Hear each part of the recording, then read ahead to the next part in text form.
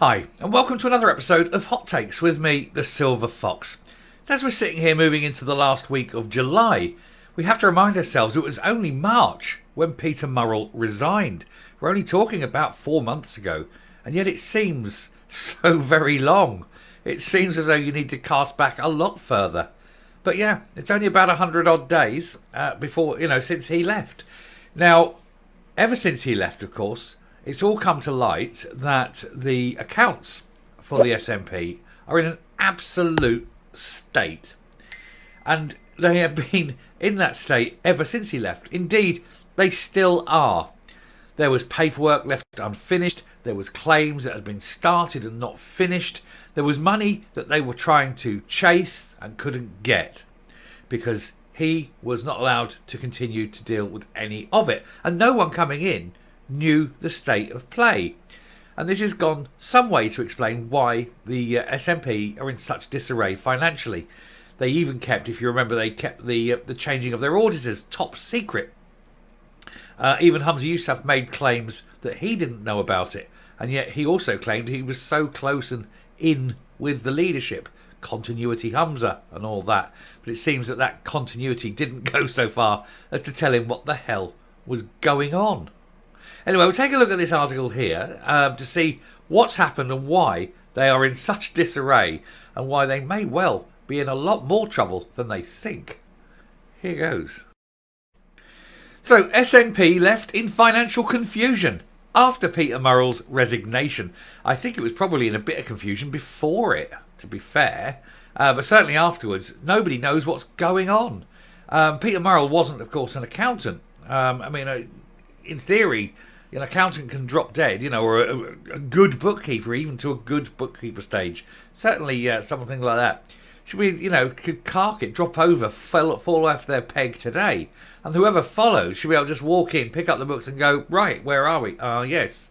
Because there's notes. There's note to the accountants. There's note to the reporting notes and things like that. You have a list of things that are outstanding. You should be able to see these have been issued, these haven't been issued, they need to be doing here. It's all there. It's all out in logical order. When you do this and you get taught, you taught to do the layouts, you taught to leave things how they are, for the very simple reason that whoever comes in knows the same procedures. And so it shouldn't be an issue. But of course with Peter Murrell, everything was in his head. He knew all the context. He knew what he was doing. He wasn't writing stuff down. He wasn't leaving pointers. He wasn't leaving notes. Because as far as he was concerned, he was going to be there forever. He learnt that lesson. But whatever he wasn't an accountant. Anyway, the resignation of Nicola Sturgeon's husband as SNP chief executive left the party in the dark over key parts of its finances, according to emails obtained by the Herald. But of course, that actually is deliberate. They deliberately obfuscate, hide and kryptonise everything they have so that nobody knows what's going on, so that nobody can question them. Because if you can make accounts very, very hard to access and even harder to read, then you can hide all sorts of nefarious deeds should you wish to. And now that the police are starting to do an investigation, of course, into embezzlement and misuse of funds, it goes a long way of explaining why they were so confusing. Files released under the Freedom of Information Act show Peter Murrell's sudden exit saw the party scrabbling for information about a taxpayer-funded grant worth almost £150,000. I still object to this. I disagree. I don't think that political parties should be given any money from the public purse. If they cannot stand financially on their own 2 feet, then they don't deserve to be parties. If they can garner enough support and enough people willing to throw a few pound a week in, or whatever the equivalency, that's fine. If not, then they don't deserve it. They should not be getting public money. They also show that despite Humza Yousaf promising greater transparency, we know that is straight up a lie, the SNP turned to a new accounting firm during its financial crisis without saying so in public. They cannot be. It cannot be transparent. They cannot be open. They cannot be truthful. It goes against every scintilla of what they believe. They dare not be open and transparent, because the truth hurts them. And we see that every time the truth comes out about the SNP, we see it's damaging every time. Mr Murrell, who'd been the SNP's top official for 2 decades, quit in March after SNP HQ misled the media about falling party membership. He lied. He didn't mislead, he outright lied. He knew, and he told the wrong number. That's come out since. He knew. There's no way he didn't. And so it wasn't misleading. It was, call it what it is, a lie. His departure added to the sense of instability in the party after Miss Sturgeon's resignation as leader the previous month. Forced out because she knew what was coming, more like. Emails released to the Herald by the Electoral Commission show Mr Murrell personally dealt with the party's annual claim for a policy development grant from the watchdog. And then there's this sort of clip of an email. They've redacted to whom it's going to. Apart from the name Scott Martin, from Scott Martin, that's all you know. But it's hope you're well, not being able to work out where we are with the policy development grant application with Peter now away. Can you provide me with an update? I'm not sure if you've already sent an email asking for an application to be submitted. From Scott Martin, who's the solicitor at the time. Don't know if he's still the solicitor. The money paid to all parties with at least 2 MPs to help them with policy, typically through hiring staff, and was £145,281 for the SNP in 22-23. Nearly £150,000 of public money. Why? It's just immoral wrong. Why should you actively dislike a party, and yet they are entitled to your money? It just doesn't seem right to me. It doesn't sit right. If they want it, they've got to earn it. They cannot be given it. And it's funny. Oh, we're only obeying the rules, but they're the ones writing the bloody rules. Anyway, 3/4 is paid up front, but the final 25% is only paid if an auditor's certificate shows the first tranche was spent correctly. Otherwise, the Commission can claw back all the money it has paid in advance. After M. Yousaf, I think I mean Monsieur Yousaf, perhaps. Honestly, Herald, get your act together, get it proofread. After Mr. Yousaf won the SNP leadership contest in late March, he revealed the SNP's previous auditors, Johnson Carmichael, had quit after reviewing their client list 6 months earlier, which is the polite way of saying, we ain't touching them with a barge pole, they're dodgy. And it's funny how now the police are looking at embezzlement. And Johnson Carmichael went, we're out of here. We're getting out of it. We are not touching this one with a barge pole. Because, of course, this is the thing, if an accountant, because of legal standing and the profession, if an accountant finds malfeasance, criminality, theft, embezzlement, fraud, any kind of thing like that, within a set of accounts, they are legally obliged to report this to the relevant authorities, including the police. And I think the suspicion amongst Johnson Carmichael was, if we don't look, we won't find. And if we don't find, we don't have to be the ones that go to the police.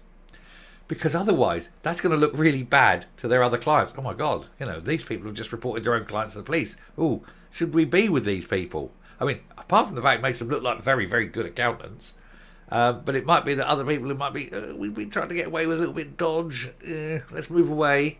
They could lose clients over it. So they don't go looking, then they won't find.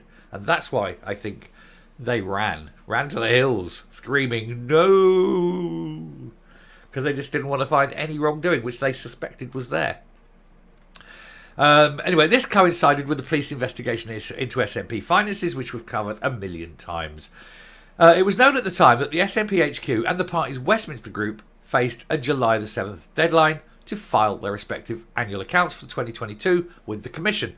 That's the date to file them, but they do also have to be accepted, and they will be gone over. And of course, if they don't accept it, then all the money's got to come back and they don't get nothing. It's there.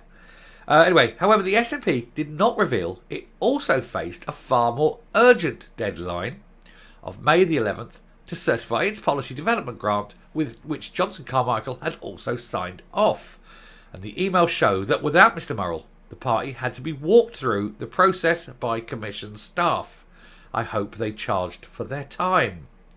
On the 4th of April, the SNP's in-house solicitor, Scott Martin, wrote to the Commission admitting he did not know the status of the grant. Because, of course, Murrell's gone, he's taken umbrage, he's not responding anymore. And I will say, and this is, any other accounts out there will know this, you are advised to regularly change responsibilities and roles in organisations like this, so that one person, in this case Peter Murrell, does not have full, overriding, unquestioned control of any aspect for so long. 3-4 years is usually a good turnaround time. After 20 years in the same role, controlling the accounts like that for 20 years, that gives a lot of opportunity. And I'm not saying, of course I am not saying that he did this. I'm giving an example. But that gives any individual who has that level of control, it gives them power. They have access. They have gatekeeping. They can keep other people away because it's their bailiwick. They have the ability to move and manipulate money without question. Nobody questions it because it's their role for so long. They can avoid oversight. They can run secondary accounts. All sorts of things. Someone in that position for so long must be suspect of some kind of financial mishandling, shall we say. It could be fraud, it could be embezzlement, it could be misappropriation, it could be misuse, it could be assignations, so you're assigning money to other people, and things like that. There's all sorts of things that could happen. And then you're taught this when you're learning accounts about things like this, and the things to look for as well. And any kind of failure to be 100% open. And anyone who, here's a little hint for anyone who's a business owner or whatever, if your accounts guy, if your accounts manager or your clerk or whatever, sort of never takes more than a couple of days off, why? Because they need to be there controlling. They daren't let anyone else look at the books. Seriously. If you have someone who never goes on holiday, never takes 2 weeks off, only the odd day here and there, check the books. That's one of the things we're taught. Anyway, that's a little aside, and you can have that for free. On April the 4th, the SNP's in-house solicitor wrote to the Commission admitting he did not know the status of the grant. Getting back to where we were. He wrote, not being able to work out where we are with the policy development grant. Peter Murrell, can you provide with an update? That's the email we covered. The Commission official wrote back a week later explaining the audit certificate and a final cost report for the grant will need to be delivered to us no later than the 11th of May 2022. They added, if you would let me know who is the best person to contact at the party, that would be helpful, as Peter was always my contact for the PDGs. And of course, that's the problem I had. He was always the contact. On May the 3rd, Mr. Youssef announced the Manchester-based AMS Accountants Group had to come to England. They literally tried, and this is a fact, they literally tried every single firm of accounts in Scotland. Every single one. And every single one rejected them. They went through the entire list of accountants in Scotland, and not one of them said they'll do it. That's telling. That is very telling. And then eventually they found, I'm going to have to say, a slightly dodgy firm of accountants in Manchester. Accountants who put their own accounts in late. Terrible. They found this group of accountants in Manchester. Anyway, he made no mention of the PDG yet to be signed off. And the Freedom of Information material shows that this was only certified on the deadline day, May the 11th, by a different audit firm, Thomson Cooper Accountants, based in Dunfermline. So they weren't doing the SNP's accounts, you understand. This was just a sign-off for the parliamentary party. So it's basically over like, please tell us that's fine, and they've signed it and handed it in. Not doing the SNP's accounts. Nobody in Scotland touched them. It is ridiculous, isn't it? This was forwarded to the Commission that day by the acting SNP Chief Executive, Sue Ruddock. On the 19th of May, Mr. Martin was back in touch with the Commission asking about the PDG money. He said, do you have the 2023-24 grant allocation and the application form? Also wondering if you have a date for payment of the 25%.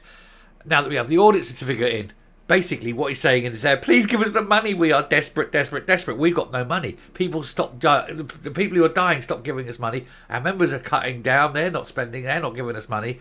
And because of all the things that are going on, all our sort of normal corporate backers are standing back because they don't want to be associated with a firm of crooks. They are so desperate for money. They are absolutely desperate. They are running out of money very quickly. He was advised that the outstanding 25% would be signed off by the Commission's director and the CEO within a fortnight, and that 36,000 was approved for release on May the 26th. The SNP was asked for comment about its competence and transparency, and answer came there none. I'm coming up. They're still desperate for money, you know. That 36,000 that they got back at the end of May, that'll have gone. That's gone now because they have wages to pay. They have buildings to upkeep. They've got maintenance. They've got cars. They've got all sorts of things. And the one thing they don't have is any money. It's thought that they're down to the last £100,000, but that is nothing. It's nice in your account. It's nothing to a party like this. Falling membership. They're desperate for money. Times are hard, so people aren't really sort of putting 10p in the tin here, you know. They haven't got the shillings to spare anymore. And as I say, the corporate backers are sort of being very standoffish.